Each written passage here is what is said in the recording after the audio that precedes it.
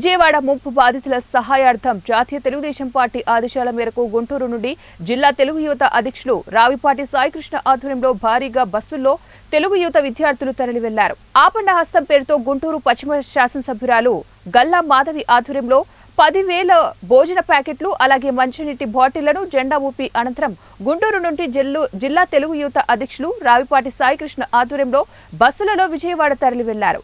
ఈ కార్యక్రమంలో మందలపు బంగారు బాబు, అర్బన్ టీడీపీ ప్రధాన కార్యదర్శి ముత్తినేని రాజేష్, బండారు ప్రసాద్, కోటేశ్వరరావు, వేణు తదితరులు పాల్గొన్నారు. ఈ రోజు వరద బీభత్సానికి విజయవాడ పూర్తిగా మునిగిపోవడం, 2-3 లక్షల మంది ఇంకా జలదిగ్బంధంలోనే ఉండడం, వారి కోసం సహాయ చర్యలు చేపడుతూ ఉన్నాము. రాష్ట్ర వ్యాప్తంగా ప్రతి ఒక్కరూ తెలుగుదేశం, ఇంకా జనసేన, బీజేపీ కూటమి తరఫు నుంచి ప్రతి ఒక్కరూ కూడా ఈ రోజు సహాయ చర్యలు చేపట్టాయి. తెలుగుదేశం పార్టీ నుంచి, తెలుగు యువత నుంచి 50 మంది రాయపాటి సాయి గారి ఆధ్వర్యంలో 50 మంది సహాయ చర్యల కోసం నిమిత్తం బయలుదేరారు. అదేవిధంగా ఈ 10,000 మందికి భోజనాలని మేము ఏర్పాటు చేసి పంపిస్తూ ఉన్నాము.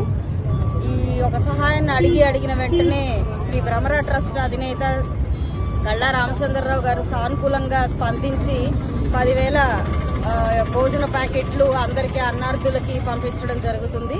ఇప్పుడే మేము ఫ్లాగ్ హాస్ట్ చేసుకొని ప్రతి ఒక్కరికి విజయవాడలో కావాల్సిన సహాయ చర్యలు చేపట్టే దిశగా అందరం బయలుదేరాము. పార్టీ యొక్క ఆదేశాల మేరకు తెలుగు యువత కూడా ఒక 50 మంది యువతని బస్సులో తీసుకువెళ్తూ ఉంది.